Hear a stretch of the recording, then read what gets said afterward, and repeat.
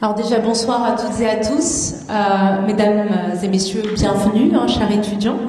Je suis vraiment très heureuse d'être avec vous aujourd'hui à l'occasion de ce très bel événement organisé par l'EMI, donc le Forum EMI Entreprise, sous le patronage de Sa Majesté le Roi Mohammed VI, autour d'une thématique que je dirais brûlante d'actualité, qui nous concerne certainement toutes et tous.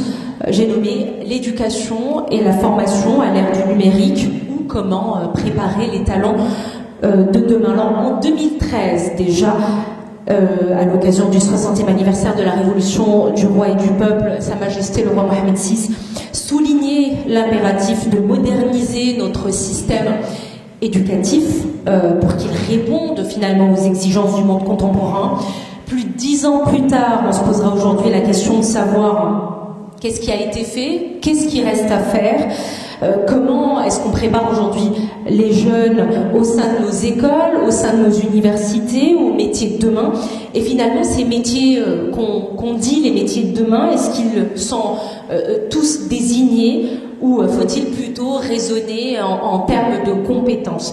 Alors, j'aurai l'occasion d'aborder toutes ces questions et bien d'autres avec nos éminents experts que j'aimerais donc vous présenter sous vos applaudissements. D'abord avec nous donc ce soir Ilham Laziz, directrice du programme Génie au sein du ministère de l'Éducation nationale. Bonsoir à vous, bienvenue.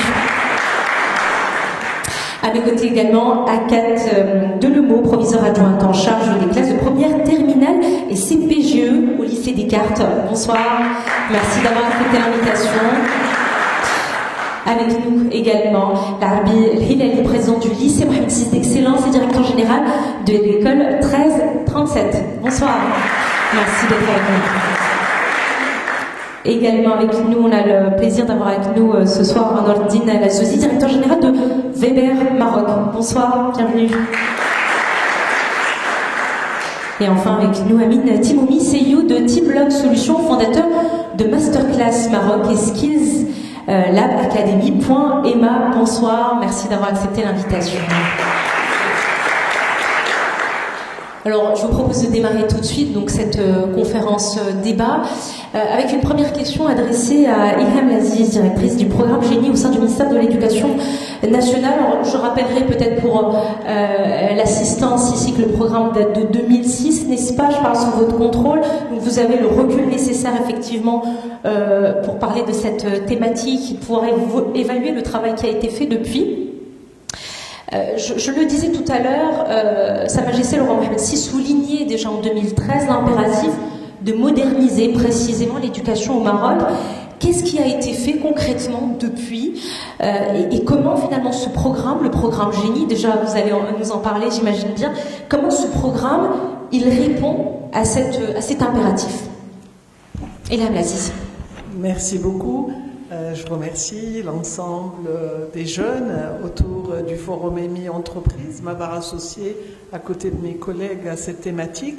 Alors pour répondre rapidement, parce que le programme Génie dure maintenant, on est à sa 20e année de création en 2005, l'initiative du gouvernement de l'époque qui souhaitait soutenir les écoles en vue d'introduire ce qu'on appelait les technologies de l'information et de la communication au service des apprentissages.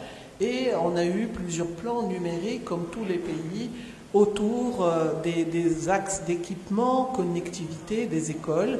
Donc quand je parle des écoles, c'est bien sûr primaire, collège et lycée. Il y a un programme similaire qui a été adressé aux universités, mais c'est au niveau de l'enseignement supérieur. Donc moi, je reste au niveau du scolaire.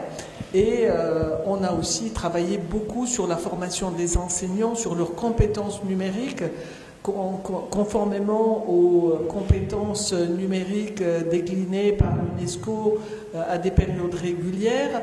On a aussi travaillé sur du contenu, sur le développement des usages.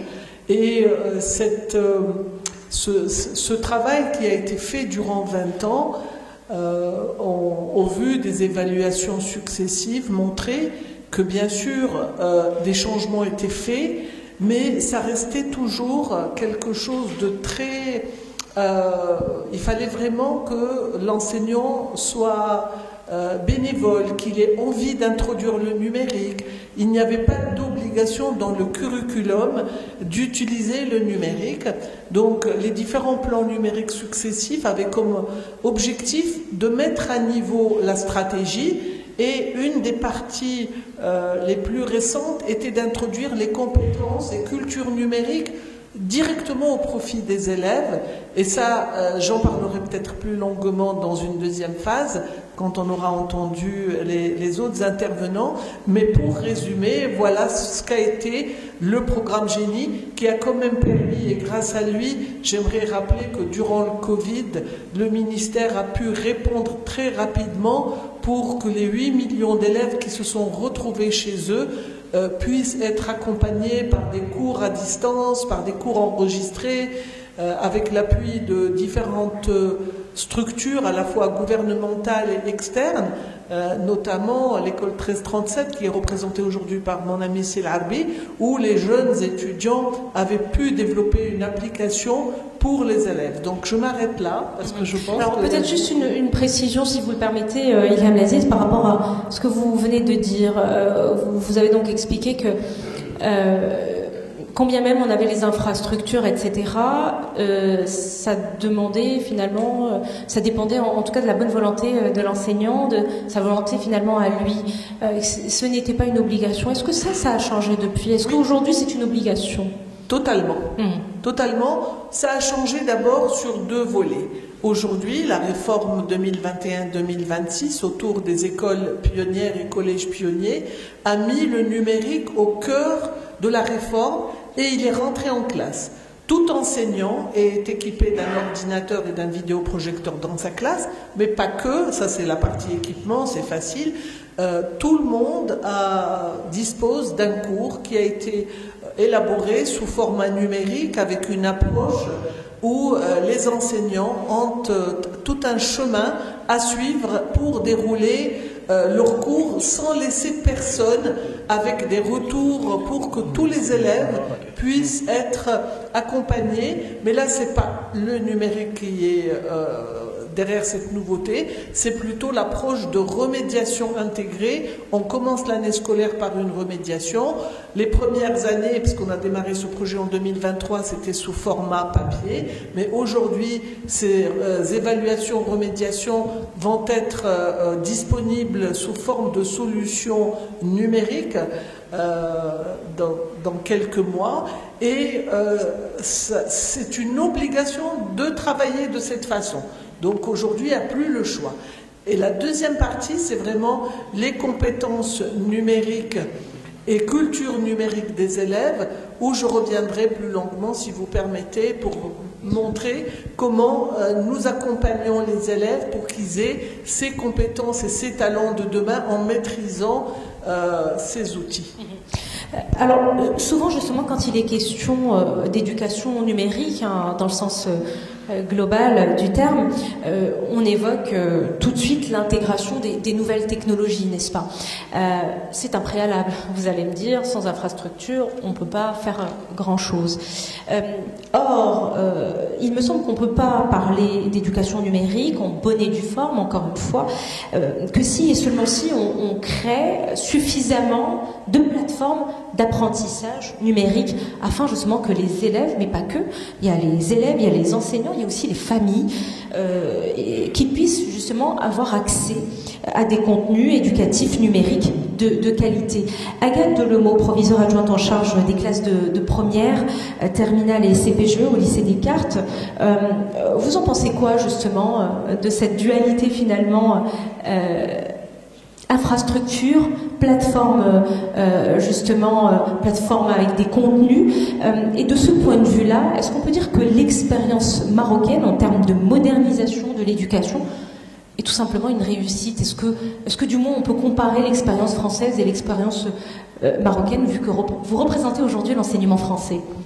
Alors moi du coup je vais parler des élèves avec lesquels j'interagis, effectivement, donc à grande majorité marocains. Ils sont totalement dans le numérique.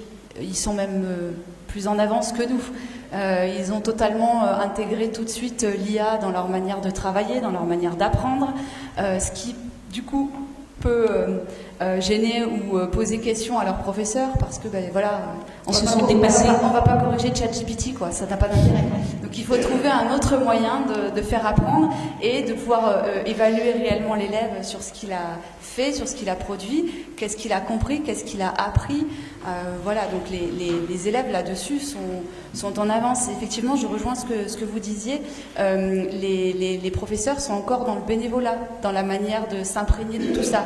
On leur met à disposition des formations sur inscription. Ils le souhaitent ou pas y aller, ce ne sont pas forcément des formations obligatoires. Donc soit ils ont une appétence au départ, et c'est parti, ils y vont, et du coup leurs cours vont intégrer totalement les nouveaux outils numériques, soit il faut qu'on les accompagne pour qu'ils y aillent. Mais en tout cas, les élèves sont... C'est quelque chose qu'on retrouve aussi dans l'enseignement français, parce que vous travaillez avec des élèves marocains, mais le système est français. C'est les mêmes problématiques. Complètement. La seule peut-être différence pour l'instant que je vois par rapport à ce que vous venez de dire, c'est que dans le système français, les évaluations de début d'année sont déjà toutes numérisées.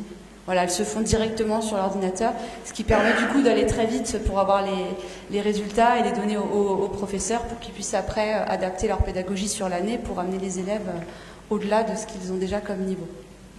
Mais on a exactement la même problématique. Très bien. Alors, pour rester justement sur cette question d'apprentissage numérique qui, selon l'UNESCO, j'invente rien, c'est un bien public. C'est un peu ce qu'on retrouve sur leur site internet quand on va chercher à peu près des recommandations par rapport à l'apprentissage numérique. Là, Hilali, président du lycée Mohamed VI d'Excellence et directeur général de l'école 1337. Alors, vous, si je comprends bien, le modèle de l'école 1337, c'est un peu l'incarnation de ce mantra. Quand on regarde à peu près le modèle, c'est entièrement gratuit, c'est ouvert 24 heures sur 24, 7 jours sur 7, etc. Accessible à tous, sans prérequis de diplôme ou de connaissances en informatique. C'est génial.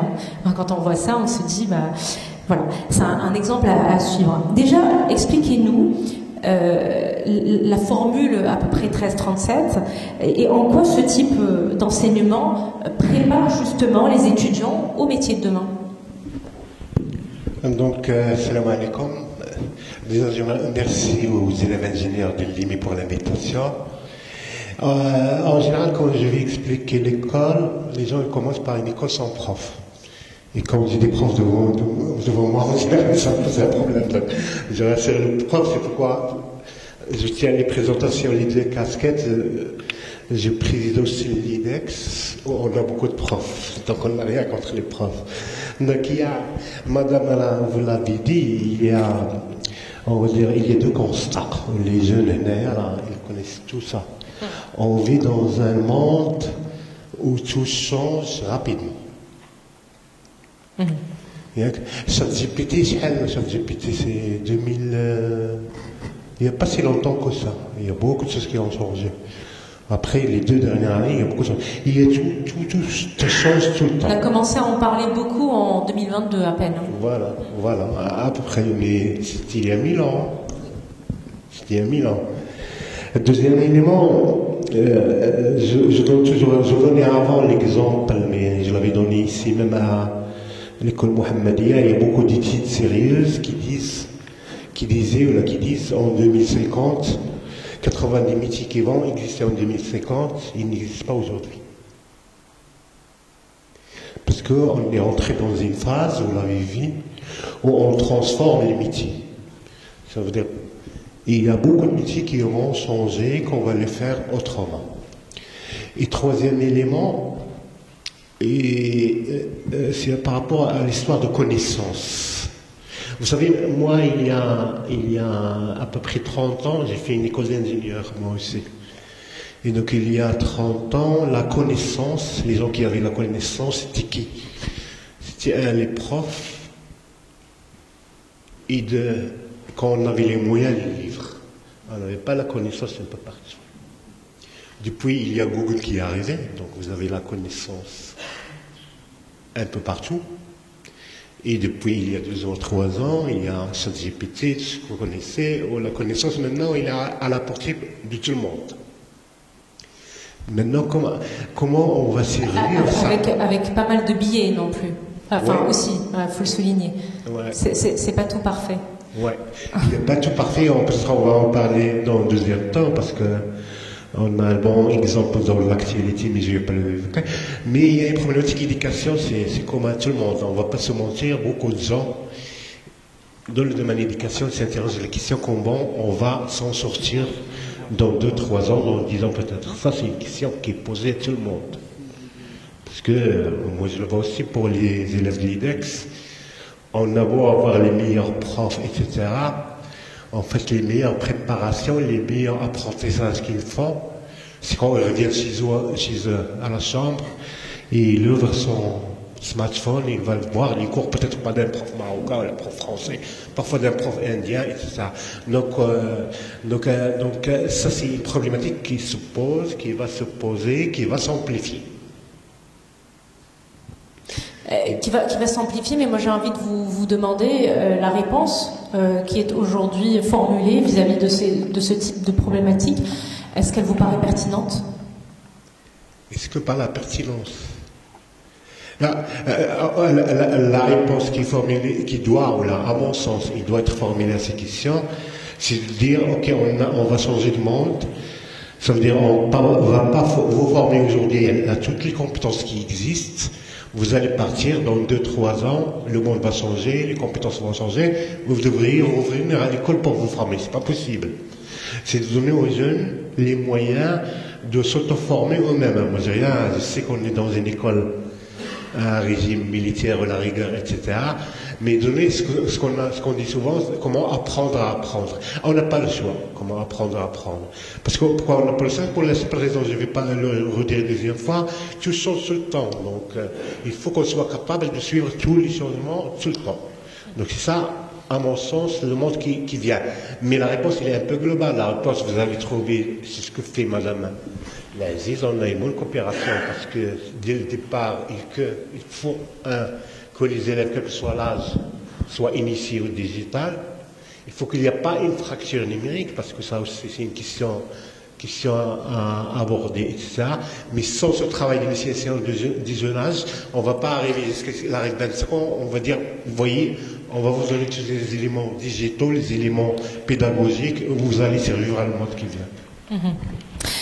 Noël Delazouzi, directeur général de Weber Maroc, vous pensez quoi de ce qui vient d'être dit? Justement, Alaa Belelali nous dit la solution, c'est d'apprendre finalement aux talents de demain d'apprendre, parce qu'on ne pourra pas les remettre à l'école tout simplement pour pouvoir suivre, parce que les choses changent très très rapidement, et à ce rythme-là, on ne peut pas effectivement remettre tout le monde à l'école après coup. Vous en pensez quoi?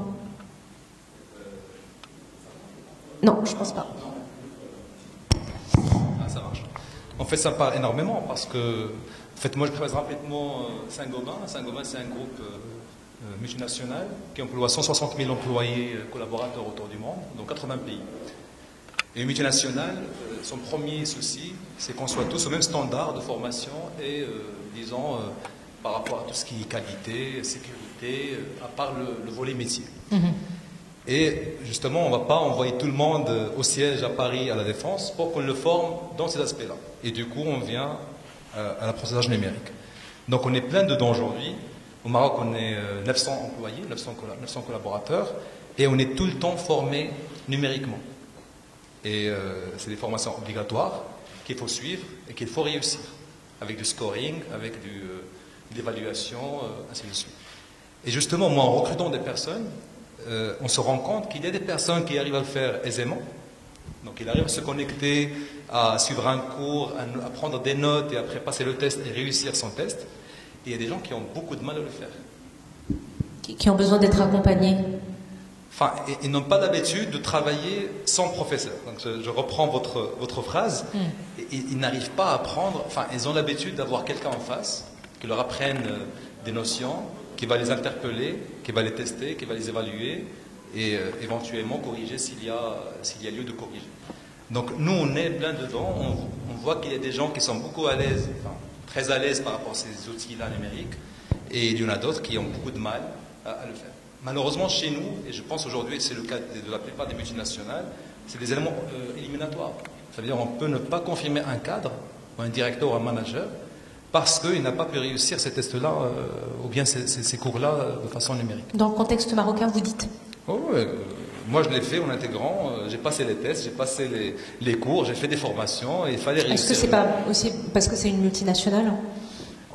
Après, oui, multinationales, aujourd'hui, il y a beaucoup de groupes au Maroc qui sont comme des multinationales, voire mieux que des multinationales. C'est ce que je veux dire, c'est des tendances aujourd'hui.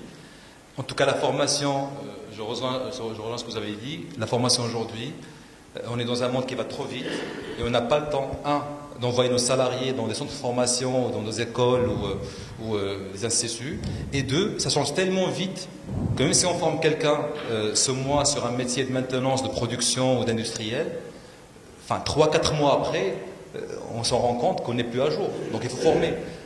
Et après, un privé reste quand même un privé. On est là pour faire du business, on est là pour faire du chiffre. On ne peut pas quand même passer beaucoup de journées sur l'année à former les gens. Donc souvent, on pousse à ce que les gens se forment à distance, à travers des modules qui sont prédéfinis, préétablis, bien sûr avec des outils d'évaluation pour être sûr que quand même la formation s'est passée dans les meilleures conditions. Amin Timoumi, CEO de Teamlog Solutions, fondateur de Masterclass Maroc et skillslabacademy.ema. Je voulais vous entendre réagir par rapport à ce qui vient d'être dit par Nordine Lazouzi. Il nous dit, grosso modo, qu'une entreprise, il faut former, clairement. C'est pas un luxe aujourd'hui, c'est une nécessité, mais qu'une entreprise aussi, c'est du business, et que effectivement une entreprise ne peut pas passer beaucoup de temps à former effectivement des collaborateurs, malgré la nécessité et l'importance. Du coup, conclusion, il faut que le collaborateur puisse se former par lui-même, notamment à travers le e-learning, on en parlait tout à l'heure en off, etc. Déjà, sur ce volet-là, vous en pensez quoi? Et puis deux, le vrai sujet dans ce qui vient d'être dit, c'est qui supporte le coût? Et est-ce que la formation continue est un droit ou pas, de ce point de vue-là? Bonsoir tout le monde. J'espère que ma voix est audible. Alors, vous me posez une question où peut-être c'est un petit peu difficile à répondre. Alors, je m'explique. Alors, je vais commencer par peut-être une statistique de l'OCDE, d'accord, qui dit que la durée de vie d'une compétence, elle est que de 18 mois. Ça veut dire peut-être, si on va former un ingénieur durant 4-5 ans, peut-être que la compétence ou le programme qu'on a fait sera déjà obsolète avec effectivement ce qu'ils ont dit mes collègues, l'avancée technologique, les choses qui passent vite et aussi le côté business des entreprises qui sont là pour faire effectivement à but lucratif. Ils sont là pas là pour former. Alors, je vais peut-être réexpliquer les choses parce que la formation professionnelle, c'est un droit. Voilà. Effectivement, il y a une taxe de formation professionnelle qui est de 1,6% du salaire, qui est récupéré par la CNSS et qui est, on va dire, en quelque sorte donné à l'Office de la formation professionnelle, de la promotion du travail, en vue de faire des établissements pour la formation professionnelle, ou bien de se faire rembourser des plans de formation que les entreprises doivent faire. Alors, ce qui fait, c'est un droit du collaborateur et c'est aussi un droit de l'entreprise parce que au Maroc, ça reste un droit de l'entreprise. On n'est pas comme la France où le droit est devenu le DIF, le droit individuel de formation, où c'est le salarié lui-même qui part avec son identifiant de sécurité sociale et s'inscrit, d'accord? Parce que c'est quelque chose qui est vraiment très important. D'ailleurs, tout à l'heure, on en a parlé, c'est que même dans le côté éducation, on doit former les éducateurs et les instituteurs. Pourquoi? Pour qu'ils puissent accompagner ces nouvelles générations. Là, maintenant, on parle de la génération alpha, une génération beaucoup plus connectée, une génération qui peut-être on va donner un devoir, on va le rendre d'une manière brillante. Pourquoi? Parce que c'est peut-être ChatGPT, DeepSeek ou un autre LLM qui a répondu, qui a fait le devoir à sa place. Alors, il y a ce côté-là de réglementaire, mais il y a aussi le côté des entreprises, puisqu'au Maroc, le droit est donné aux entreprises, parce qu'ils doivent voir un petit peu l'intérêt du business de l'entreprise et former les plans de formation, plutôt construire les plans de formation selon l'intérêt de l'entreprise. Et effectivement, comme il a dit mon collègue, on ne peut pas former tous en présentiel, chose qui était jusque-là à 99%. Heureusement, là maintenant, on parle de e-learning et de digital learning. Il y a aussi le mobile learning. Ça, c'est des technologies. Et selon un petit peu chaque entreprise, chaque vitesse, il y a bien sûr aussi le caractère budget qui définit la chose. Ce qui fait, on peut aller plus vite, mais s'il y a une envie derrière. Les compétences, il y en a au Maroc. Le côté technique, on en a. Les plateformes, on peut en faire. Et d'ailleurs, c'est le cas où nous avons créé il y a 5 ans la première plateforme 100% marocaine dédiée au monde de l'entreprise. I Learn by Team, notre solution est skillslabacademy.ma.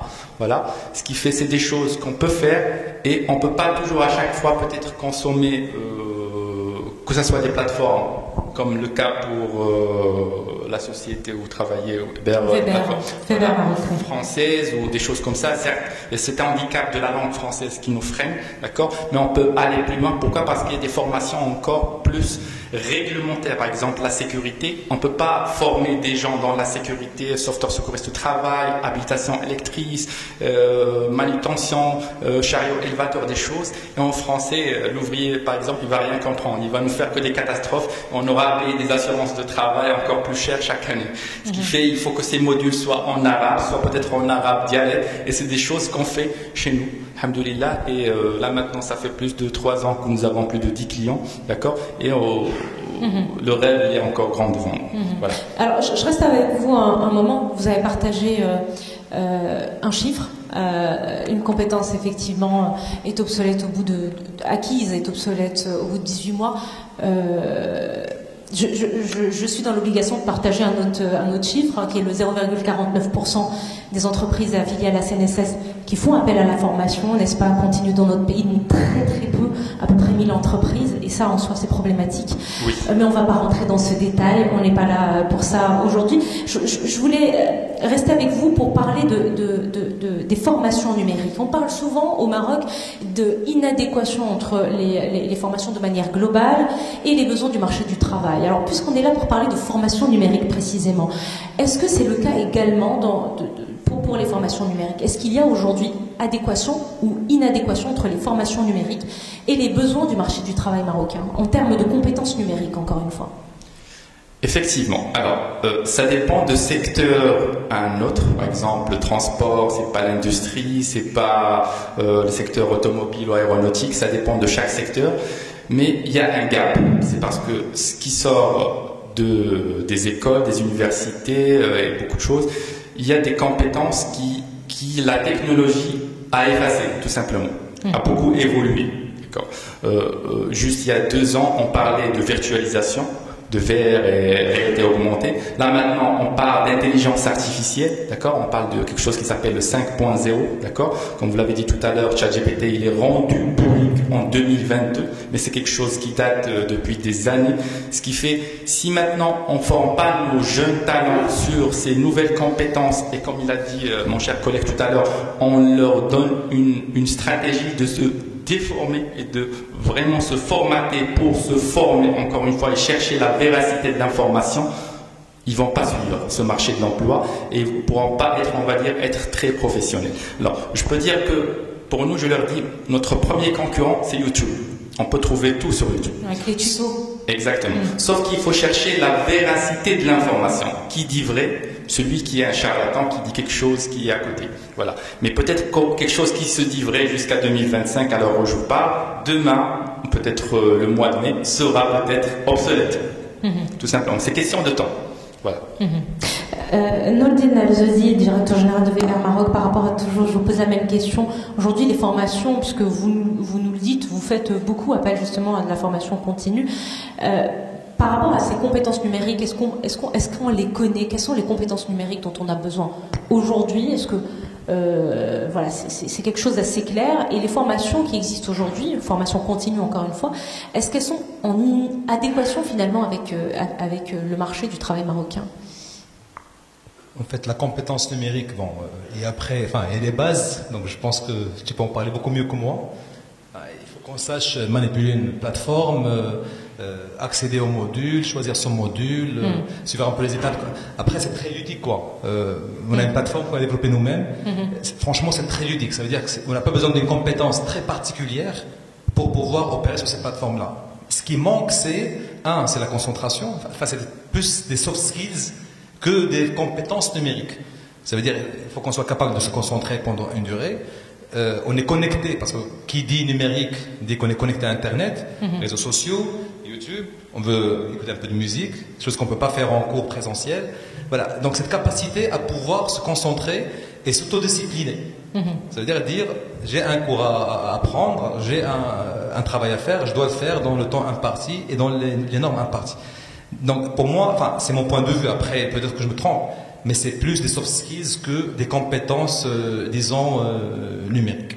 Maintenant, pour l'adéquation, je pense que c'est un sujet dont tout le monde parle aujourd'hui. L'adéquation, il n'y en a pas.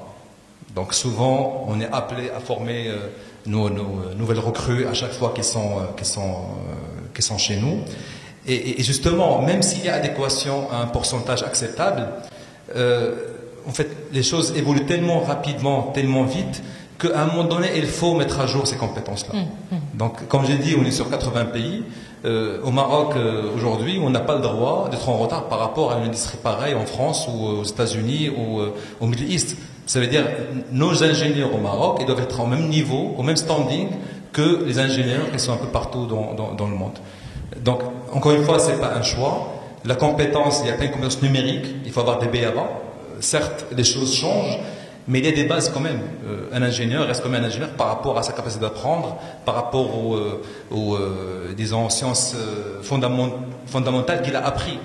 Après tout le reste, c'est une application à ce qu'il a appris à l'école ou son parcours scolaire. Ilham Laziz, directrice du programme Génie au sein du ministère de l'Éducation nationale, décidément, on a du mal à définir ce qu'est une compétence numérique. J'espère que vous nous entendez bien, parce que je trouve que la sono est pas... Ouais. Vous entendez? Alors, déjà, je vais vous dire quelque chose. Vous avez beaucoup de chance d'être dans une des écoles les plus prestigieuses au Maroc. Et vous avez de la chance parce qu'on a quand même une population, plus d'1,5 million de jeunes qui aujourd'hui n'ont aucune formation, aucune compétence et qui n'auraient pas dû quitter l'école, qui auraient dû être sur les bancs de la formation professionnelle ou universitaire ou école d'ingénieur.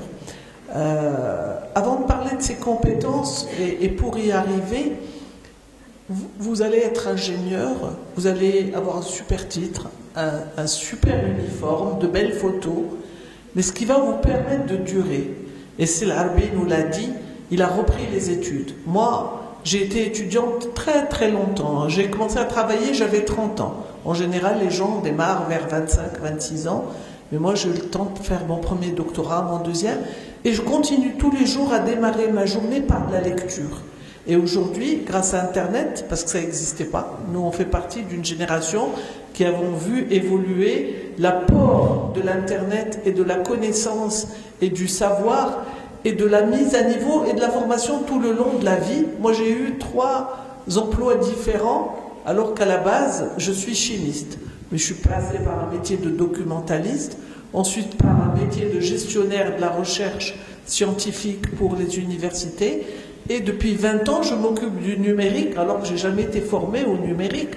Je ne savais pas ce que c'était que les TIC, hormis ce qu'avait recommandé la COSEF, qui est l'ancêtre du rapport du Conseil supérieur en matière d'introduction de ce qu'on appelait à l'époque les laboratoires informatiques, qui sont devenus par la suite les salles multimédia, qui ont beaucoup évolué aujourd'hui.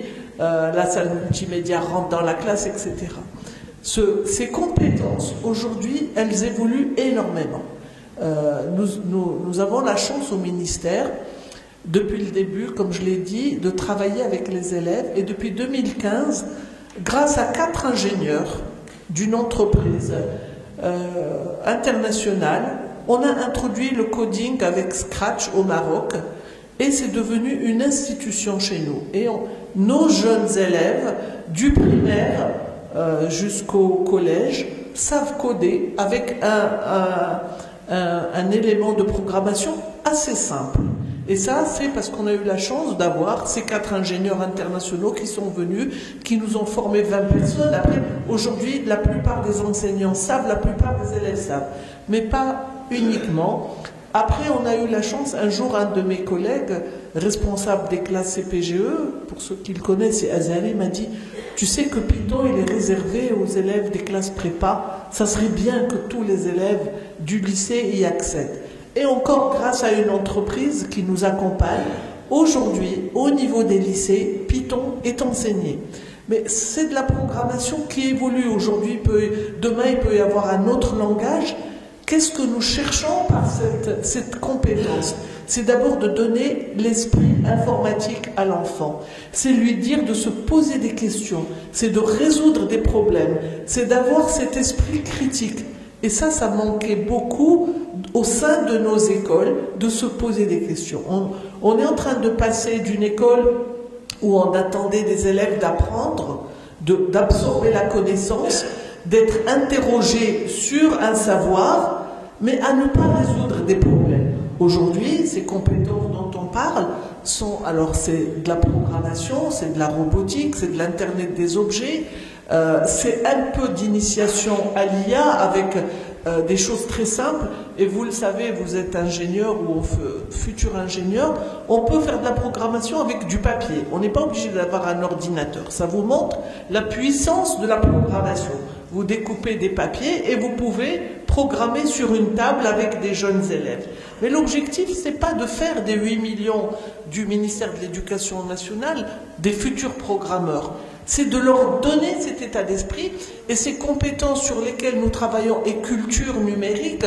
On travaille avec plusieurs programmes. On travaille avec Minecraft, on a même démarré une formation au langage C pour les profs d'informatique du lycée, pour les élèves. Et après, on s'est dit, mais ça, quand ils vont arriver à l'université, s'il y a un besoin, c'est le langage qui est utilisé à l'école 1337 et ailleurs. Et donc, nous, ce qui nous importe, c'est pas de les rendre tous programmeurs, mais de leur donner ces compétences pour faire une tête bien faite. Et je remercie aujourd'hui tous nos partenaires, ils sont nombreux, je ne vais pas les citer, mais si au ministère on a eu ce virage, c'est grâce à l'apport de tous nos partenaires dans l'école 1337 qui accueille à la fois les élèves et les étudiants en formation, mais aussi nos propres élèves qui y vont pour découvrir ce que c'est que le monde de l'auto-formation. C'est une école très particulière, il n'y a pas de prof, mais néanmoins les enfants apprennent à avancer avec une méthode de projet qui a fait ses preuves. Donc ce qui est aujourd'hui vrai ne le sera plus demain. Aujourd'hui, on a dépassé un gap où on apprend aux élèves à être consommateurs. Nous avons introduit cette année en pilote une autre formation de technologie, de production, de travail au niveau des petits élèves et au niveau des collèges pour fabriquer une carte électronique. C'est-à-dire qu'on veut aussi donner des compétences aux élèves pour ne pas seulement être des consommateurs, mais être aussi producteurs. Et nous avons au sein du ministère les écoles de la deuxième chance. C'est les écoles qui accueillent tous les enfants qui quittent malheureusement le collège. On a à peu près presque 300 000 élèves qui quittent nos écoles, 2% à peu près au primaire, 7% au niveau du collège et 8% au niveau des lycées. C'est énorme. Et c'est ces presque 300 000 élèves qui, accumulés quand ils ne sont pas réintroduits dans le système de formation professionnelle ou des fois académique, parce que certains arrivent à retrouver les bancs de l'école et arrivent jusqu'au bac, et bien c'est eux qui font ces fameux NEET qui s'accumulent chaque année et qui atteignent des millions d'élèves. Et donc aujourd'hui, ces compétences, celles d'aujourd'hui, ne seront pas forcément celles de demain. Ça évolue très vite. Nous avons aussi des partenaires qui mettent à notre disposition des plateformes pour les élèves qui veulent bien aller se former. On a vu pendant le Covid, on a eu des élèves qui ont eu beaucoup de badges sur des plateformes de formation internationale où ils ont découvert beaucoup de compétences. Donc voilà, par rapport aux élèves, par rapport aux enseignants, et pour revenir à l'obligation, au ministère, un enseignant a le droit à 5 jours de formation par an.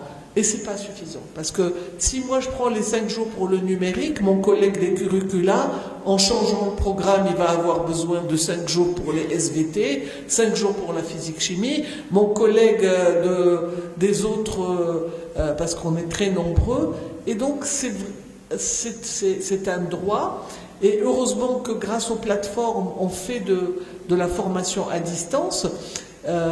Et au niveau du numérique, nous avons mis en place ce qu'on appelle JAWEZ 10, c'est le passeport numérique où il y a un ensemble de formations en ligne ou en présentiel et qui permettent à l'enseignant de cumuler des badges et de se dire est-ce que je mérite ce passeport numérique qui tous les 5 ans devra évoluer parce que qu'aujourd'hui, ce qui fait le passeport ne le sera plus dans 5 ans. Ça c'est clair.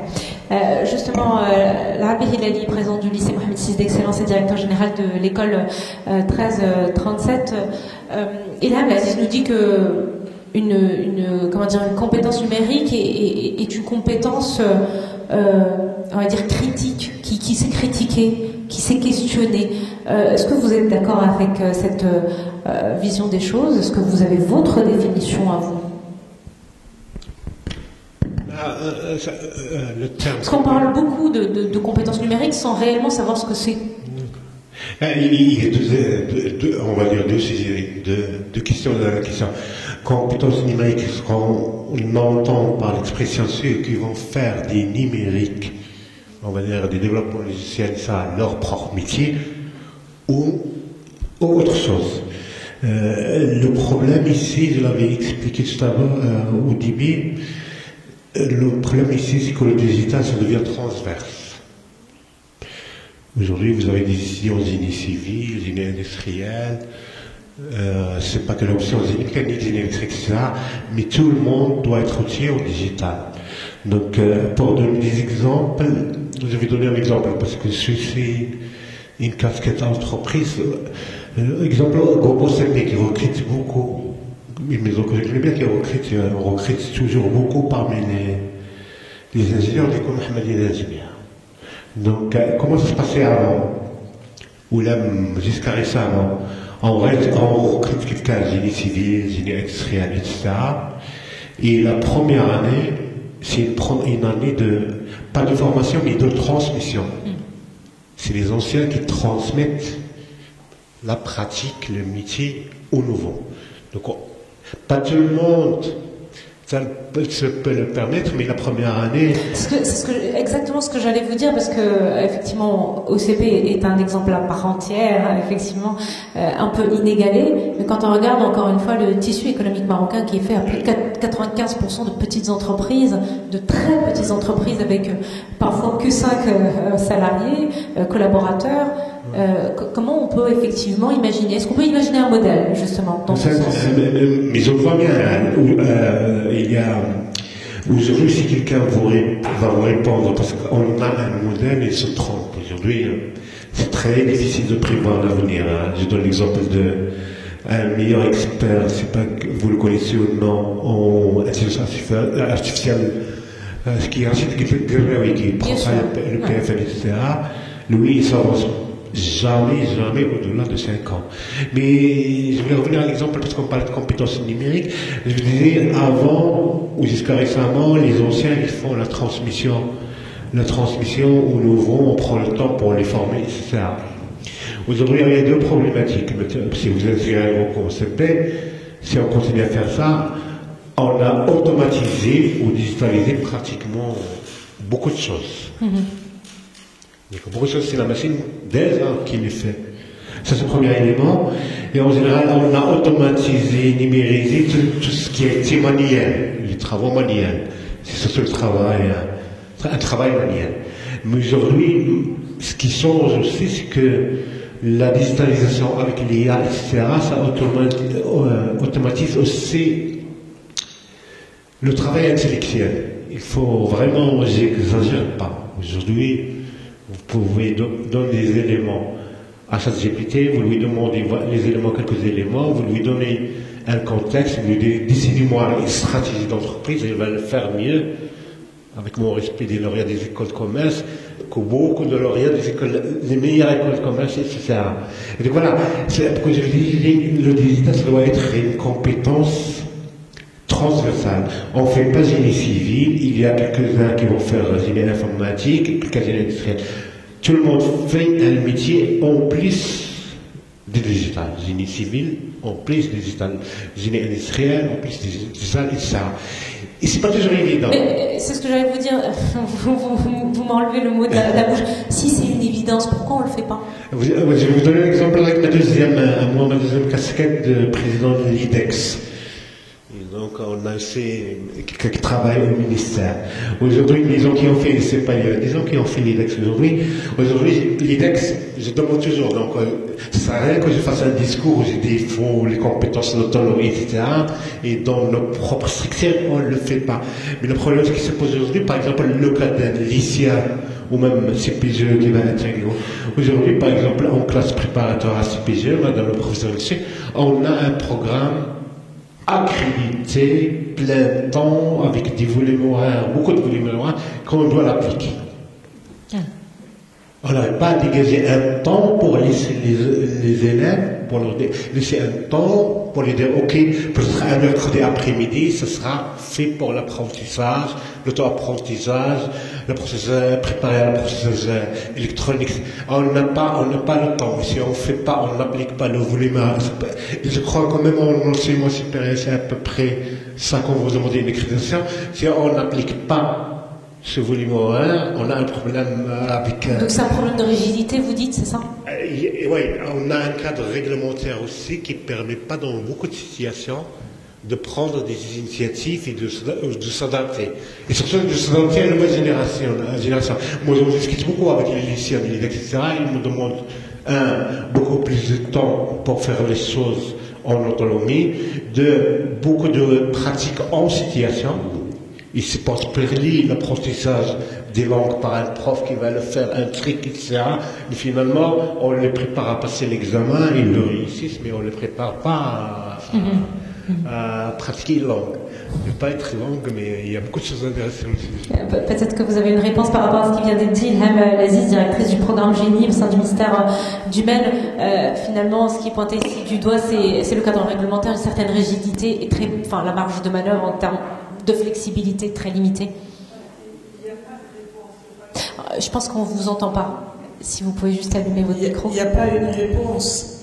Et ce qui est drôle, c'est que Syl Hilali est à la fois le patron du LIDEX, qui est la classe prépa, qui fait 40 polytechniciens, la grande référence, mais c'est le patron du 1337, où les élèves sont très libres, ils doivent apprendre, mais ils apprennent à leur rythme, ils avancent, et c'est vraiment le grand écart. Je ne sais pas dans son cerveau comment ça fonctionne, mais c'est très compliqué. Et aujourd'hui, nous sommes sur un modèle de classe prépa, de préparation d'ingénieurs, je le dis devant une centaine d'ingénieurs, qui pour moi, c'est le modèle d'il y a 2 siècles, c'est le modèle inventé en France, et qu'on continue à reproduire. Est-ce que c'est le meilleur modèle? Je ne vais pas dire c'est oui ou non. Il y a plusieurs modèles et ces élèves qui pendant 2 ans, mais ils n'ont pas de vie. Vous n'avez pas de vie, vous n'avez pas eu de vie. Là, à l'école Mohammedia, vous avez une vie. Mais quand vous étiez dans vos classes prépa, le DS du samedi était important. Vous commencez par avoir 4 sur 20 et vous espérez réussir au bout de quelques mois, au bout de 2 ans, réussir les concours. J'ai eu la chance de ne pas passer par ça. J'ai eu la chance de ne pas avoir été ingénieur et de ne pas avoir à subir cette grande pression. Et c'est l'abbé a raison, parce qu'il y a un programme, il faut le réussir, il faut arriver au bout pour faire... Bon, aujourd'hui, on peut être un très bon ingénieur en génie civil, mais si on reste que dans son domaine, ou en industrie, ou en génie des procédés, mais ça évolue tellement vite, l'apport du numérique, de l'IA, c'est que si on n'a pas cette capacité de s'adapter, de progresser, moi j'ai connu un polytechnicien il y a 20 ans, à la sortie de l'école de Polytechnique, il n'a pas pu être intégré dans le marché du travail, parce qu'il était très bon scolairement, très bon sur le plan académique, mais il lui manquait il y a 20 ans déjà les compétences de vie, les compétences de communication, les compétences d'adaptation et les soft skills qui sont aussi importants. Aujourd'hui, c'est aussi important. Et puis, il n'y a pas que l'intelligence des mathématiques, de la physique, des SVT, il y a l'intelligence de la vie. Il y a des jeunes qui peuvent être très bons, ça fera de bons acteurs, ça fera de bons journalistes, ça fera de beaucoup de choses. Mais je dis, il n'y a pas qu'un seul modèle. Et si aujourd'hui, il y a des progressions à faire dans les formations, c'est de continuer à proposer, parce que les gens aiment bien ces voies-là élitistes, mais il faut penser aussi à tous les jeunes, à ceux qui n'ont pas la chance d'être dans ces voies, pour répondre à des besoins. Vous savez, chez vous, si vous êtes en panne, que vous n'arrivez pas à joindre un plombier, eh ben, si vous n'êtes pas bricoleur, vous n'avez pas d'eau. Si vous n'arrivez pas à joindre un électricien, aujourd'hui un plombier, un électricien qui est mal formé, eh ben, il vous fait des catastrophes à la maison. Et moi j'étais au siège de l'OCP avant le Covid, et à l'époque ils avaient à l'entrée une espèce de salle où ils avaient toutes les innovations, numériques ou non numériques en fait, et l'une d'entre elles m'avait absolument époustouflée. C'était en fait des tutoriels qui s'adressaient aux ouvriers. Vous savez, ils ont des ouvriers partout. Et l'ouvrier n'a pas le temps d'attendre que le technicien arrive, qu'il lui répare. C'est de l'argent. Et c'est une des entreprises qui rapporte le plus d'argent au pays. Et donc, ils avaient fait des tutos aux ouvriers. Et l'ouvrier avait été formé, il savait qu'en cas de panne, il allait et il pouvait résoudre son problème déjà, faire les premières résolutions de problèmes.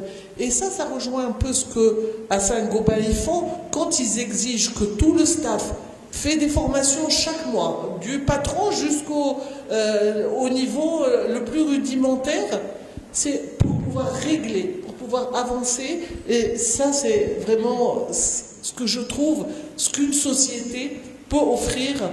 Quand je dis une société, pas l'entreprise, mais une société dans sa globalité, socialement, on est là pour tout le monde. Tout le monde doit trouver sa place. Mmh. Oui, justement, vous faites bien de dire la société, pas les entreprises, parce qu'elles ne sont pas nombreuses, justement, à proposer des formations à leurs collaborateurs. Je rappelle ce chiffre 0,49%, même si ça englobe pas les entreprises, effectivement, qui payent de leur poche et qui passent pas par l'OFPPT. Ça, c'est important à noter. On reviendra sur le e-learning parce que c'est important. Mais avant, Agathe Delemo, proviseure adjointe en charge des classes de première, terminale et CPGE au lycée Descartes, vous voulez réagir? Oui, simplement, je pense qu'il y a une des solutions, parler de la rigidité justement des programmes qui peut nous bloquer dans nos systèmes actuels. Je pense qu'une des solutions, une des pistes de réflexion, c'est la certification qui permet à l'élève de s'auto-évaluer voilà, sur un thème. Depuis quelques années, genre, je crois que c'est 3-4 ans, je ne voudrais pas dire de bêtises, on a une certification qui a été mise en place qui s'appelle PIX, qui est en lien avec le numérique forcément, qui se base sur 5 grands domaines. On n'a rien inventé, hein, c'est inspiré du cadre européen, c'est juste décliné pour le système éducatif français. Les 5 domaines, en gros, c'est l'information et les données, c'est l'environnement technique, c'est la protection et la sécurité, la création de contenu, qui peut être à l'école ou en dehors de l'école, peu importe, et la communication et la collaboration. Le principe de cette plateforme, c'est que l'élève, alors pour l'instant, on le fait démarrer en 6e, mais le but, c'est que ça descende plus bas et qu'après, ça aille plus haut. En 6e, l'élève s'inscrit sur cette plateforme. Il y a donc 5 grands domaines de compétences et il peut, quand il le souhaite, se connecter et il y a tout un système de questions qui devient de plus en plus compliqué sur chaque domaine en fonction de sa capacité à répondre. À la fin de la 6e, c'est simplement pour lui, il s'amuse dessus, ça a un côté ludique. Le but, c'est qu'en terminale, donc ça fait 2 ans déjà que cette certification est obligatoire pour le passage du bac. Ils doivent l'avoir obtenue. Alors, l'obtenir, c'est pas avoir le meilleur score. C'est avoir répondu à minimum 5 questions sur les 5 domaines. Donc peu importe le niveau qu'il a, logiquement, en ayant travaillé un petit peu dessus, il va arriver à avoir cette certification. Mais voilà, ça permet, donc en termes ça permet d'avoir une idée. Voilà, d'avoir une idée et d'entretenir cette idée d'esprit critique, de commencer un petit peu cette idée de s'auto-former et d'apprendre à apprendre, en étant décorrélé du prof qui fait son cours dans la classe, et voilà, en commençant à mettre un petit peu le pied à l'étrier là-dedans. Très bien. Alors, je voudrais embrayer justement sur le e-learning, puisqu'on l'a compris dans la bouche effectivement des différents intervenants que c'était une très bonne solution effectivement. Ça pouvait permettre de faire gagner du temps et parce que effectivement il y a un enjeu financier, n'est-ce pas? Amin Timoumi, CEO de Teamblog Solutions, fondateur de Masterclass Maroc et Skills Lab Academy.ma. Ça se passe comment le e-learning au Maroc? Est-ce qu'il y a un cadre spécifique ou pas du tout? Par rapport au schéma que vous avez expliqué tout à l'heure, les entreprises effectivement qui passent par l'OFPPT pour... Est-ce qu'il y a le remboursement, c'est ça? Oh, oui, non, mais on ne va pas rentrer dans les débats financiers, mais ce que je veux dire, le e-learning, en termes d'offres de formation, parce que le contenu est tout aussi important, mais aussi en termes d'accessibilité, d'information aussi pour les collaborateurs de manière générale. Ça se passe comment? Alors, après Covid, on commence à s'intéresser à grande échelle, mais avant, ce n'était pas le cas.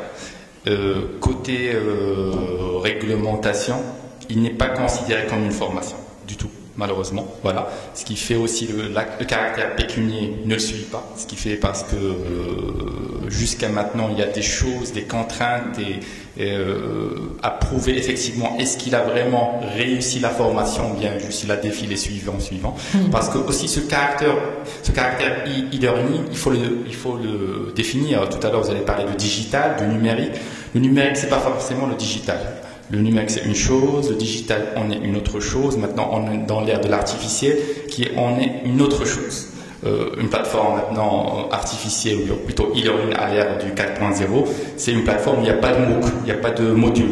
Une plateforme où vous allez demander à un avatar, je veux apprendre une formation dans peut-être le développement, dans le Python, Angular, des choses comme ça. Il va commencer à vous initier, il va vous poser peut-être des questions pour connaître votre niveau, il va commencer à vous initier. Ça, c'est du 4.0 versus 5.0.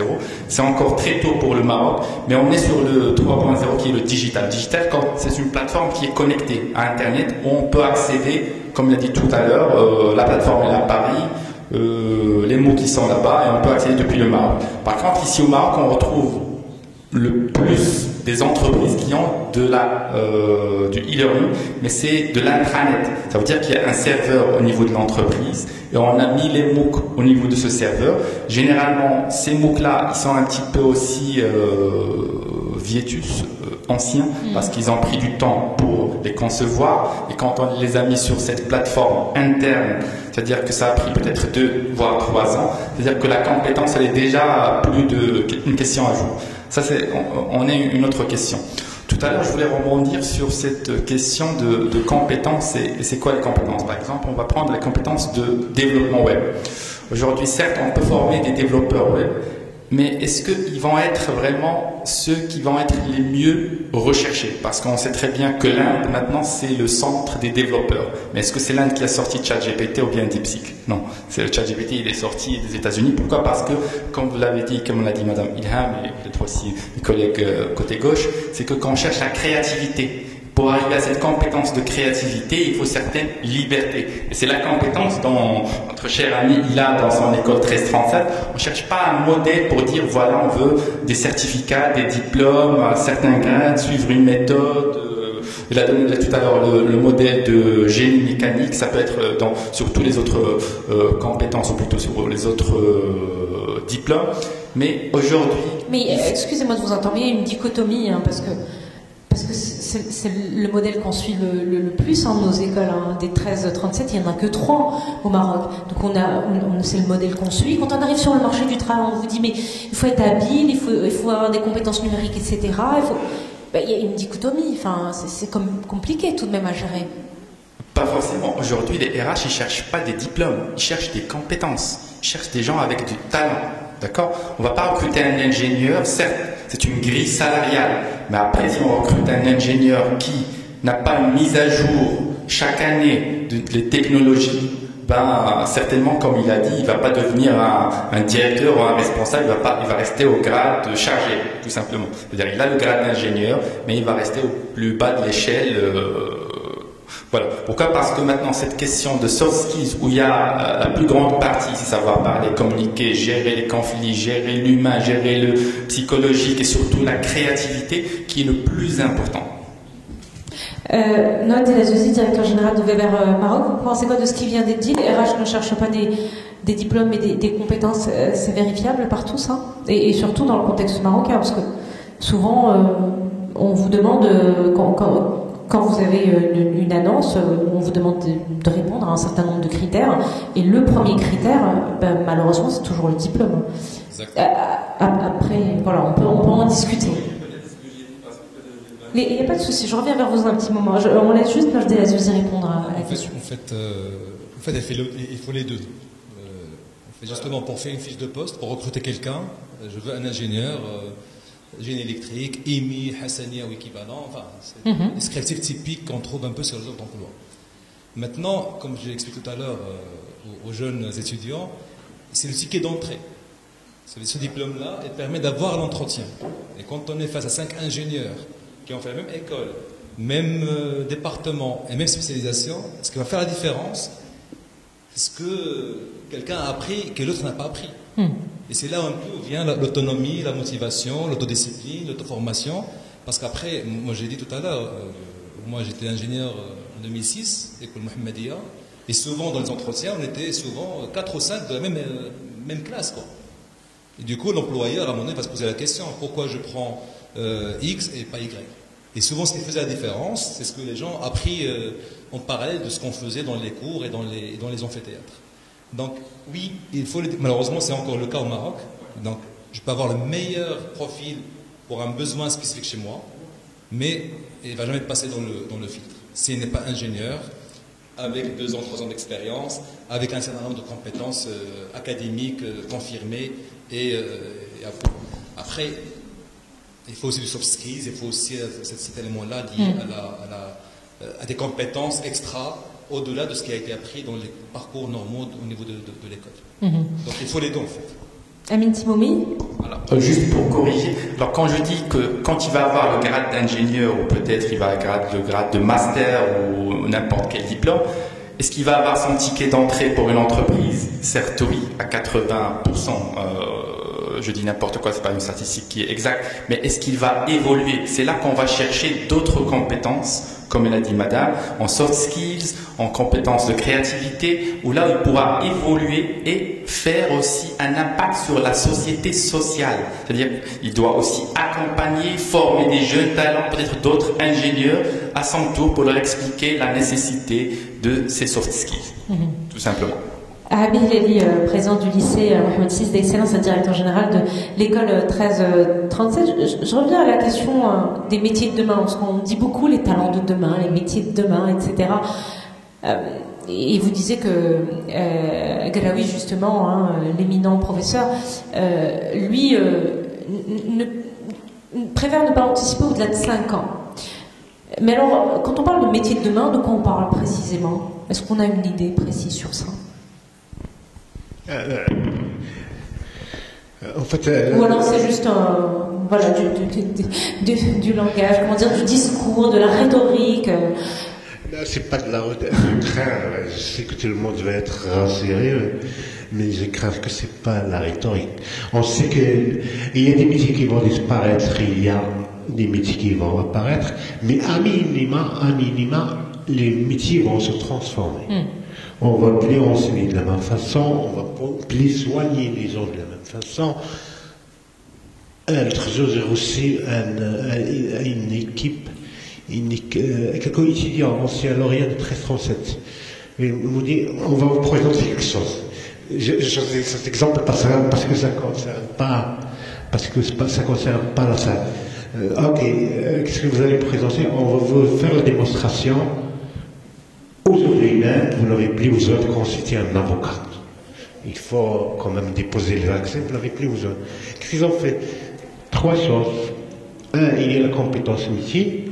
Deux, il y a les données, souvent, c'est ça qu'on a le problème, ils sont arrivés à recueillir toutes les jurisprudences marocaines, toutes les lois marocaines, et quelques calculs.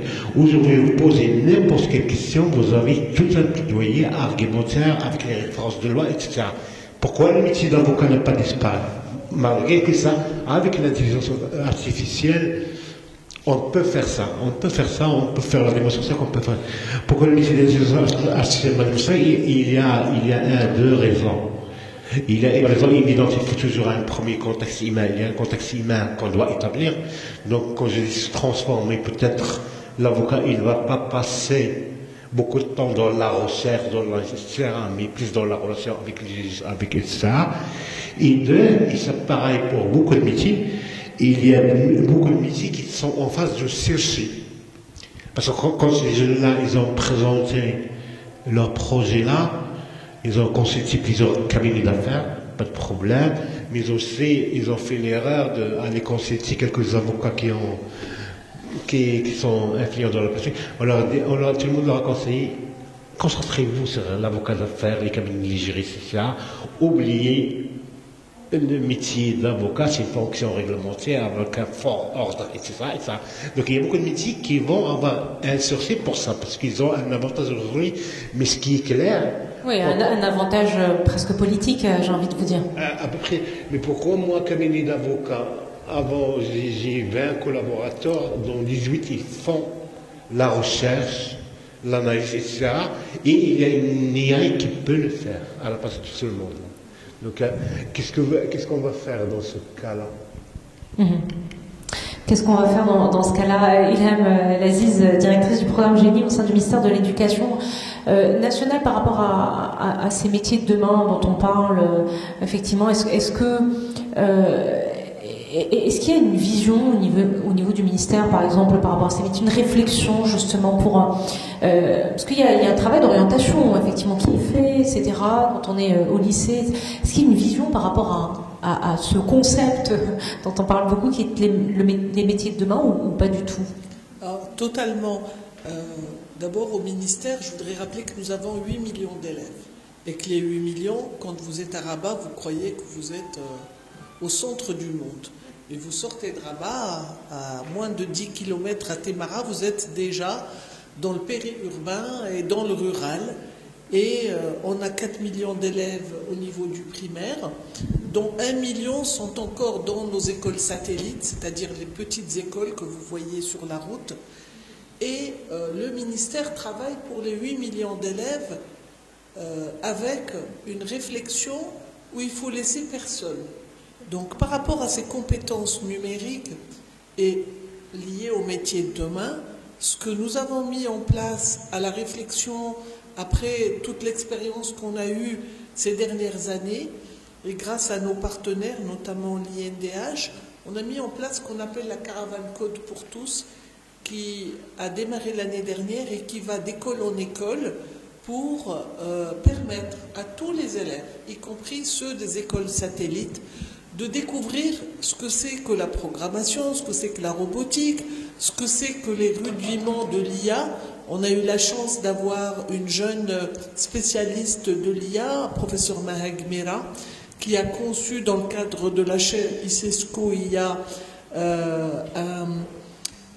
des outils très simples à base de papier, mais qui permettent aux élèves de comprendre ce qui se passe et toute l'initiation rudimentaire de l'IA, et ça permet aux élèves de s'approprier cette révolution que nous sommes en train de vivre aujourd'hui d'une façon assez simple. Et ça, c'est en train d'arriver dans toutes nos écoles pour les élèves de la fin du primaire, pour les 600 000 élèves que nous avons, parce que on n'a pas si on voulait faire ça pour tous les élèves du primaire, il faut que la caravane, qu'il y ait des dizaines de centaines de caravanes qui puissent sillonner tout le Maroc.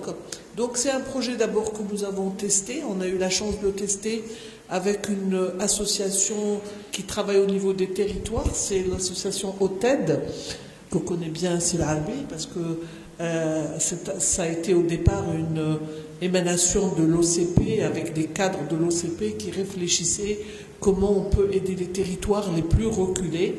Et on a fait un test au niveau de l'Hamla Ibn Salah, et on a montré qu'au lieu d'équiper une école primaire avec du matériel pour pouvoir permettre aux élèves de fin primaire d'accéder, c'était plus simple de mutualiser, ça coûtait moins cher avec ce véhicule qui se déplaçait avec tout le matériel. Donc ça, c'est la réflexion profonde qui permet à ces jeunes tous de s'approprier le numérique dès le plus bas âge et en corrélation avec les métiers de demain, parce que c'est la base. Aujourd'hui, vous tous, vous savez ce que c'est qu'un ordinateur, vous l'utilisez au quotidien, vous l'utilisez dans votre formation, et vous ne l'avez peut-être pas eu la chance de découvrir quand vous étiez petit. Donc, plus tôt vous découvrez, plus tôt vous développez ces compétences.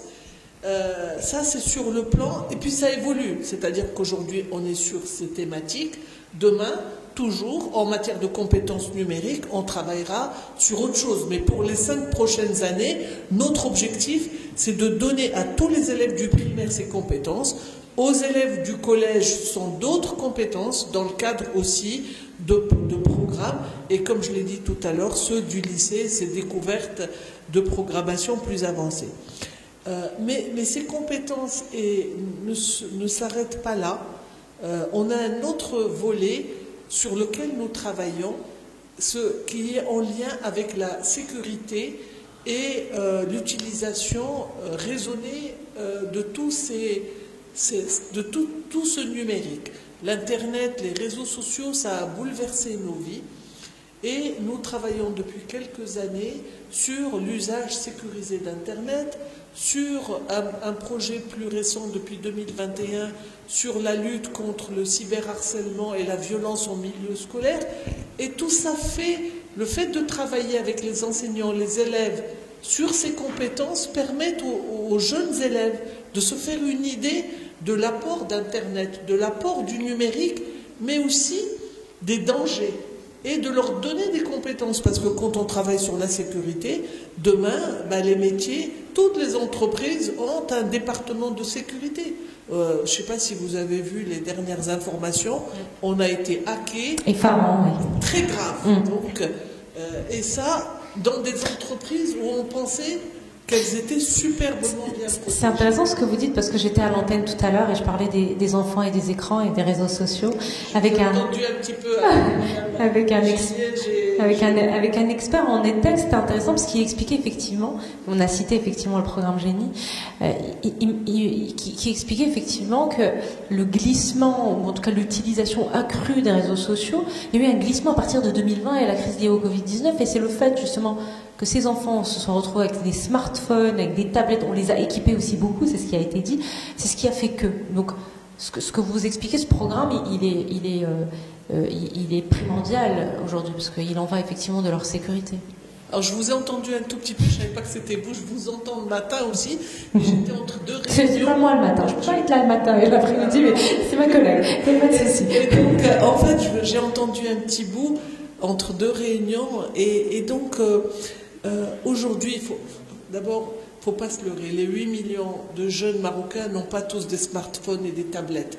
Nous, on l'a vu pendant le Covid, certains étaient bien contents d'avoir un petit portable de leur papa, le basique du smartphone qui coûte 1000 dirhams, parce que tout le monde n'a pas un iPhone à 12 000 balles, tout le monde n'a pas une tablette à 5000 dirhams, et on a encore des jeunes élèves. Vous n'avez pas besoin d'aller à la campagne, vous allez à Taqaddoum, vous croisez des enfants en bas âge, vous leur dites est-ce que vous avez déjà touché un ordinateur ou une tablette? En fait, ils ne connaissent que le téléphone parce que c'est ce qu'il y a dans le foyer. Aujourd'hui, le rôle du ministère, c'est de permettre l'accès à ces outils, mais d'une façon raisonnée, pas d'une façon ludique, mais aussi raisonnée, et de leur montrer qu'est-ce qu'on peut faire avec ces outils, hors jouer ou aller sur YouTube, etc. Et donc c'est très important pour nous, c'est pour ça que je tenais à parler de ces deux programmes, le Safar Internet Day, mais aussi le grand projet qu'on a mis en place de lutte contre le cyberharcèlement et le harcèlement en milieu scolaire, parce que les réseaux sociaux nous ont tous déboussolés. On arrivait à gérer Internet parce qu'il y a du filtrage, vous pouvez faire du filtrage parental, Nous, au niveau des salles multimédia, on avait un filtrage professionnel, mais les réseaux sociaux, il n'y a pas de filtrage. Le seul filtrage, c'est d'enfermer, et c'est ce que je faisais quand mes enfants étaient petits, il n'y avait pas droit, tout simplement. L'autorité parentale. C'est absolument nécessaire. Agathe Delomo, proviseure adjointe en charge des classes de première terminale et CPGE au lycée Descartes. On vient d'entendre à peu près la réflexion au sein du MEN, en tout cas comment on appréhende ces fameux métiers de demain au sein du ministère de l'Éducation nationale. Qu'en est-il de l'expérience française par rapport à ces fameux métiers ? Alors on est aussi sur les mêmes problématiques, on a aussi des choses en lien avec le côté mauvais, on va dire, de tout ça, donc le cyberharcèlement, des programmes de lutte contre ces éléments-là, et puis des éléments, on essaie d'apporter de la réflexion. Je suis d'accord avec vous, nous on est dans la position où on donne la clé, on leur permet d'obtenir la clé, d'aller sur les études et d'aller sur d'autres... et cette clé-là... Elle passe par des savoirs qui sont figés sur ces programmes, mais surtout ce qu'il faut qu'ils retiennent quand ils sortent avec le bac, c'est qu'il faut qu'ils soient adaptables et qu'il faut qu'ils soient capables d'assurer lors d'un entretien ou lors d'un oral pour une école. Voilà. Et en fait, le but de tout ça, c'est ça. C'est qu'est-ce qui va vous permettre, vous, alors quand vous êtes lycéen pour décrocher l'école, mais après pour aller sur le marché du travail, de vous démarquer des autres qui ont fait potentiellement les mêmes écoles que vous. Voilà. Nous, ce qu'on veut au bout du bout, c'est ça. C'est leur permettre de travailler là-dessus. Et il y a aussi des petites choses, et je pense que pour l'instant, ça, l'IA ne le fera pas à notre place, mais sûrement un jour, oui. C'est des choses toutes bêtes. Comment on rentre dans une salle pour passer un entretien, pour passer un oral important? Quelle tenue on met? Comment on sort de la salle? Comment on se tient pendant toute la durée de l'entretien? C'est des choses toutes simples, mais ça, pour l'instant, l'IA ne pourra pas aider les élèves. Et c'est aussi à nous de travailler ça. Et c'est peut-être ce qu'on va leur apporter de plus important, parce que tout le reste, ils peuvent le trouver sur toutes les plateformes possibles et imaginables. Tant que l'IA, ou quel que soit le format, n'arrivera pas à leur apprendre ça, je pense qu'on aura encore des éléments à apporter. Et c'est quelque chose qui est très très important. Vous pouvez être le meilleur du monde. Si vous ratez votre entrée dans la salle le jour du recrutement, c'est pas bon. L'autre, il passera avant. Très bien. Nourdine Azzouzi, directeur général de Weber Maroc. Rapidement par rapport à cette question de métier de demain, alors on a entendu la Belali qui lui est persuadé qu'effectivement il va y avoir des métiers qui vont disparaître ou moins qui vont être transformés. À votre niveau, ça, au niveau de votre entreprise, est-ce qu'il y a des prémices? Est-ce qu'il y a des éléments annonciateurs de cela? Quelles sont les observations que vous avez pu faire ces dernières années? Alors, moi, je réponds en deux temps. Ça veut dire, quand je dis métier de demain, c'est déjà par rapport à la personne. Parce qu'aujourd'hui, j'ai un métier A, je peux demain avoir un métier B. Donc, je peux utiliser l'outil numérique pour justement passer à ce métier B, sans qu'il soit pour autant... Parlez de reconversion. Comment? Vous parlez de reconversion. C'est la conversion. Donc, c'est pas forcément un métier qui n'existait pas et qui demain va exister, mais c'est un métier que moi, je ne connaissais pas. Mais pour un changement structurel, un changement d'entreprise ou justement une reconduction, je peux être amené, aujourd'hui je fais du génie civil, demain je vais faire du BIM ou autre chose, pour pouvoir me passer dans un marché du travail. Donc ça, je pense qu'on est tous d'accord. Après justement, au sein de Saint-Gand par exemple, là où aujourd'hui j'opère, on a ce souci-là. Ça veut dire, je prends un exemple très simple, la maintenance. Il y a des ingénieurs ici, le gars de la maintenance aujourd'hui, il fait de la maintenance classique, sur un moteur électrique, c'est un électricien quoi. Il peut venir prendre le courant, faire un diagnostic rapidement. Aujourd'hui, tout ce qu'on a en usine, il est automatisé. Ça veut dire que c'est plus un automaticien qu'un électricien. Donc il a un automate, il a une plateforme, une interface. Il doit être capable de jouer avec l'interface et de diagnostiquer à travers l'interface. Donc pour lui, c'est un nouveau métier, donc il faut le former, il faut l'accompagner. Et comme je dis, bon, on a l'avantage d'être un peu adossé à un groupe qui est international. Et donc on est toujours au Maroc, on a l'impression toujours qu'on est en train d'apprendre des métiers de demain. Mais après, je ne sais pas, peut-être aux États-Unis, ils s'ennuient un petit peu.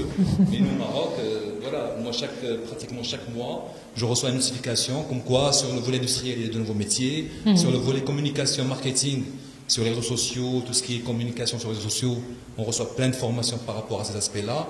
Le volet commercial, il y a aussi d'innovation commerciale, dont on est un peu loin au Maroc, mais qui est bien développé un peu en Europe et aux États-Unis. Voilà, donc on est plein dedans, les métiers de demain, mais comme j'ai dit, il y a le demain du mois. Moi, je peux changer de métier demain, donc je dois être être capable d'être formé et d'être auto-formé. Et il y a aussi justement, il y a pas mal de nouveaux métiers qui apparaissent et on est obligé d'être toujours à jour par rapport à ces aspects. Et bien, on arrive bientôt à la fin de cette conférence. Alors moi, j'aime bien donner le dernier mot aux intervenants. Peut-être un dernier mot. L'Abbé Hilali, président du lycée Mohamed VI d'Excellence et directeur général de l'école 1337. Bon, j'ai pas un dernier mot, mais je voudrais insister sur quelque chose qu'on doit assumer, que les jeunes élèves ingénieurs doivent aussi assumer. On est rentré dans une phase d'un monde où tout va changer tout le temps. Il faut se préparer. Donc c'est souvent ça le progrès. Le progrès, ou bien on y va, ou bien on est sceptique et après on est à la marge de l'histoire. Amin Timomi, CEO de Team Log Solutions, fondateur de Masterclass Maroc et Skills Lab Academy.ma. Alors, juste pour revenir sur cette question de compétences d'aujourd'hui, avant de parler de demain. Alors aujourd'hui, on parle de compétences que les meilleurs, ce sont qui savent contrôler la machine. D'accord, coder, même des chirurgiens qui commencent à faire de la chirurgie avec des machines et tout ça. Maintenant, pour demain, c'est ceux qui vont parler avec la machine, contrôler la machine, et aussi savoir parler avec l'humain. Tout cela englobé en une seule personne, d'accord, une seule compétence. C'est quelque chose qui s'apprend avec des formations, que ce soit académiques, fondamentales, principales, ou bien qui vont s'acquérir au fil du temps, d'accord. Tout cela, c'est des compétences qui vont faire parler les entreprises et les RH qui vont vous recruter. Merci. Ilham Laziz, directrice du programme Génie au sein du ministère de l'Éducation nationale. Alors moi, je rejoins mes deux collègues pour dire que ce qui vous attend demain, c'est vraiment la possibilité d'être en adaptabilité. C'est vous adapter. Vous allez être des spécialistes dans vos domaines, mais vous ne le resterez pas toute votre vie. Déjà, nous sommes passés par plusieurs vies. Nous qui avons vécu cette évolution du numérique et de l'apport de l'Internet. Et puis aujourd'hui, vous avez la chance, avec ces outils IA, de pouvoir créer vos propres startups, de pouvoir avancer. C'est-à-dire qu'avant, il fallait être au moins 5, 10 pour pouvoir faire quelque chose. Aujourd'hui, on peut être seul et avec les outils de l'IA, pouvoir faire du développement. C'était plus convivial quand même. Aller plus vite. Alors vous savez, moi, ChatGPT, quand il a commencé à être utilisé, je l'ai découvert, je l'ai trouvé très bien, et je me refusais de l'utiliser parce que je me disais, mes neurones doivent continuer à fonctionner, je dois continuer à faire des résumés, je dois continuer à tout lire, je dois continuer à tout comprendre. Et puis, j'ai eu des journées où un jour on me dit, un soir, demain, il faudrait que tu interviennes sur le préscolaire et l'apport du numérique. Alors moi déjà, je suis anti-numérique au niveau du préscolaire, parce que je suppose que les enfants à cet âge doivent jouer, doivent apprendre l'orientation dans l'espace, la psychomotricité, ils ont autre chose à faire que de faire du numérique. Mais enfin, il fallait étayer tout ça, il fallait argumenter, et il fallait lire très très vite, en quelques heures. J'ai très peu dormi cette nuit, et franchement, ChatGPT et Copilot m'ont aidé. Et là, j'ai vu comment ce qui m'aurait nécessité il y a 30 ans, mais de lire des ouvrages, de faire des résumés, des mois de travail.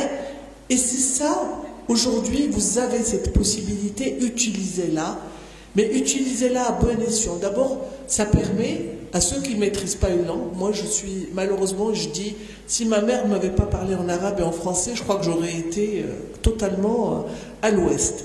Et j'ai mis 40 ans à apprendre l'anglais et je suis très mauvaise. Mais quand je dois communiquer avec des partenaires en anglais, eh bien, les outils numériques me permettent d'envoyer des mails dans un anglais parfait alors que je ne maîtrise pas très bien.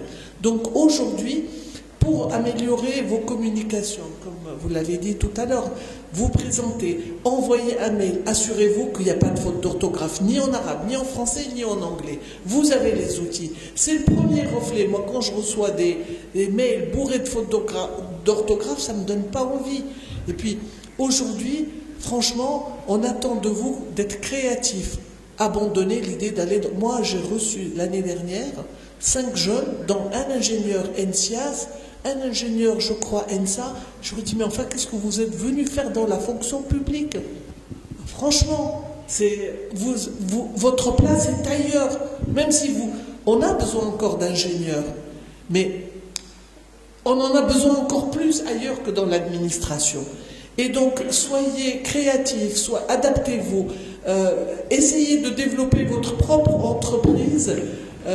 Vous avez la chance d'être dans un joyau, d'être dans une très belle école, vous allez être superbement bien diplômé, mais profitez-en pour aller très loin.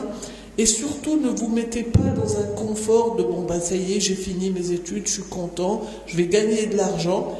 Et puis pensez aux jeunes, vous êtes tous issus, vous avez autour de vous des petits jeunes, parlez-leur, partagez avec eux, partagez votre savoir, partagez vos connaissances, c'est ce qu'on attend de vous et c'est ce que nous faisons, nous, à notre niveau d'employabilité, parce qu'on travaille pour une société, pour un ministère, pour une entreprise, et c'est important d'aider les autres. Voilà, merci beaucoup. Merci à vous. Agathe Delomo, proviseure adjointe en charge des classes de première terminale et CPGE au lycée Descartes. Ça va un peu rejoindre ce que ma collègue vient de dire. Moi, je vous encourage vraiment, et le seul conseil que j'ai à vous donner, c'est de garder votre curiosité ouverte.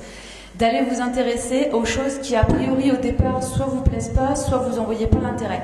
Il faut absolument aller voir une expo, a priori, on n'aime pas le peintre, on y va. Sur le moment, peut-être que ça ne vous servira à rien, mais dans quelques temps, ça pourra vous donner une idée, ça pourra vous permettre de développer quelque chose sur le moment où vous n'y avez pas vu d'intérêt. Donc gardez votre curiosité ouverte, intéressez-vous à ce qui ne vous intéresse pas, allez voir des choses qui ne vous plaisent pas, juste pour pouvoir développer tout ça. Et ça vous permettra de rebondir tout au long de votre vie. Amin Timoumi, CEO de Teamlog Solutions, fondateur de Masterclass Maroc et Skills Lab Academy Prima. Alors, ne soyez pas consommateur de ces applications, soyez vraiment utilisateur et curieux surtout, tout simplement. Voilà, 2 mots pour ne pas faire tarder les choses. Nordine Azizi, directeur général de Weber Maroc.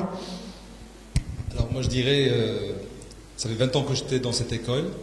Je pense que vous avez aujourd'hui une opportunité extraordinaire d'avoir tous ces outils-là d'apprentissage, numérique, e-learning, ainsi que tous les autres outils de l'IA, ainsi de suite. Profitez-en et faites la différence. Aujourd'hui, je me répète peut-être, mais dites-vous, dans 3 ans, ceux qui sont en première année, dans 3 ans en entretien, qu'est-ce qui ferait la différence entre moi et celui qui passe en entretien juste après moi? Donc, si vous répondez à cette question-là, je pense que tout ce qu'on a dit sera vite assimilé et vite mis en application. Merci. Merci à vous. En tout cas, merci à chacun et chacune d'entre vous pour la richesse et la pertinence de vos interventions. Merci à vous, cher public, pour votre écoute active. C'était un plaisir, encore une fois. Merci beaucoup.